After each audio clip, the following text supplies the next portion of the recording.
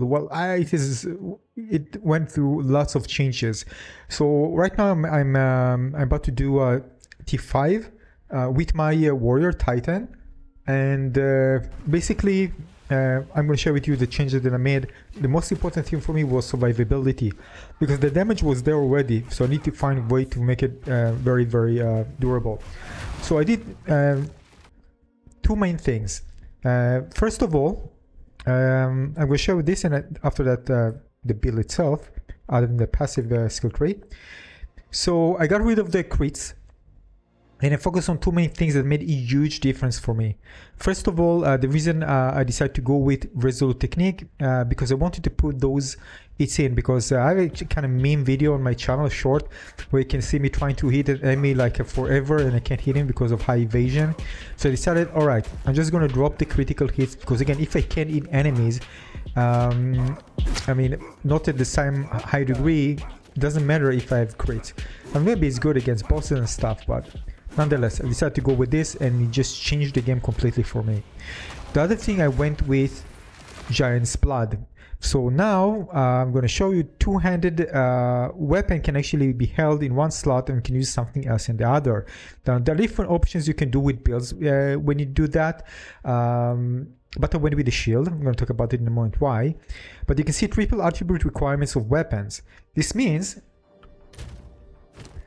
that now the requirement here is 110, but actually it's 330. It's 3 times more, which is crazy. You can see already 331, so it's kind of around the border.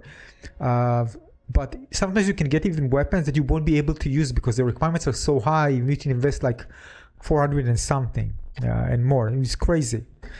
So you can see here, this is a two-handed mace with the shield. The reason I went with the shield is just crazy. Block is crazy. I haven't invested anything here to increase the block. Still, probably going to do a bit later on. But this one is actually 43, which is great by itself. Having that, probably going to invest more when I get more points. Maybe get rid of points for maybe speed and put it into increasing the block chance. But overall, it's very good. And this made a huge difference for survivability. Now, the other thing is improving the resistances. As you can see, pretty high. All right, you see this is capping 75, by 72, 75, 73, and 52. The reason with the chaos, I got this one from the trial. Finally I beat it, went solo when I got it. So this is +7 chaos, and I also have here, this is also 60% chaos, plus 7% to all elemental resistances, which is great. So overall for chaos is basically on this particular one is 23, which is crazy. I also got it with dexterity, which is great because I wanted to use this one, which has 52 requirement dexterity. As you can see, I'm 75, and this is also has 90% to chaos resistance. And also the other ones are pretty good. Extra damage, mana, it doesn't really matter here, leeching, and extra life. I mean, okay, not so much, but the most important thing is resistances. Yeah, so here also in the helmet, 29 fire resistance with 28 plus fire resistance, 12 with a gem. Also put here a gem for fire resistance. This is a gem again for chaos, and this is a gem for fire resistance. So it's great so far when it comes to resistances and also of lightning. So yeah, this is important to try to cap this as fast as you can, but actually, of course, making sure that the build works well for you. Here, for example, I have the extra dexterity. If I put it there, yeah, I need to get rid of that. This is actually not a good one. Probably gonna get rid of it for something else. I think because of the intelligence that I needed for my build, I went with it, but probably gonna get rid of it and put something really good there. We'll see.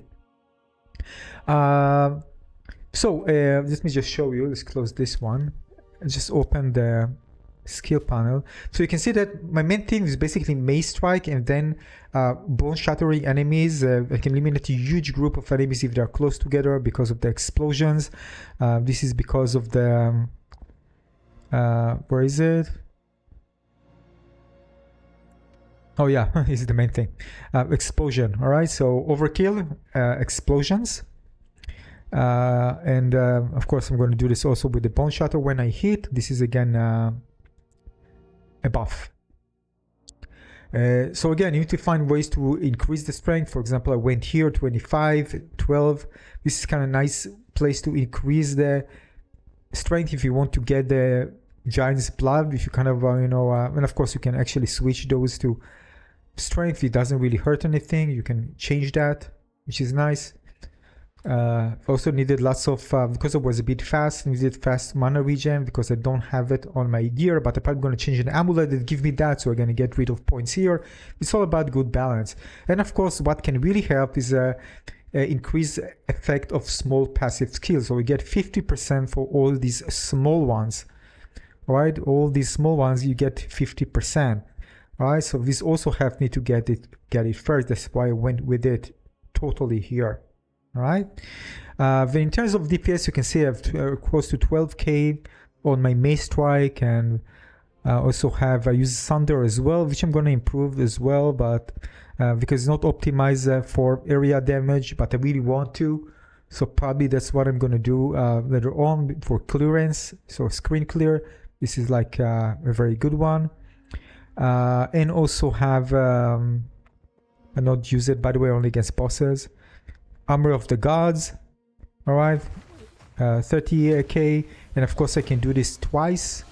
I have long cooldown, but if I can get to a big enemy, twice attacks one after the other, and they're gone. Hopefully, some of them need a bit extra. So yeah, so it's good. Yeah, so these are the changes. Basically, I'm just rolling with mace. I'm also putting, by the way, very good also for extra defense. With the shield wall, which allows you to protect yourself. So you have also the block in the shield wall, and you can actually, if you attack through the shield wall, you're going to break it, but still you're going to deal damage and break it. So if you are stormed with many enemies, you can put this and they kind of cramp together, and then of course you can do the explosion with the with what I showed you, because they're all coming together towards you, and then you can do the explosion with a bow shatter, maybe just one eating enemy, and all of them are gone. So this is really good to kind of cram them up together. Also you prevent yourself from getting hit, and yeah, this is all works very well for me so far. So yeah, moving on to T5. T4 was very easy for me and very, very durable. I can go just face, by the way. I don't even need to put wall most of the time. And yeah, I'm going to share with you more as I go and see the challenges that awaits me. So make sure to subscribe if you want to follow my build. Thanks for watching. Cheers.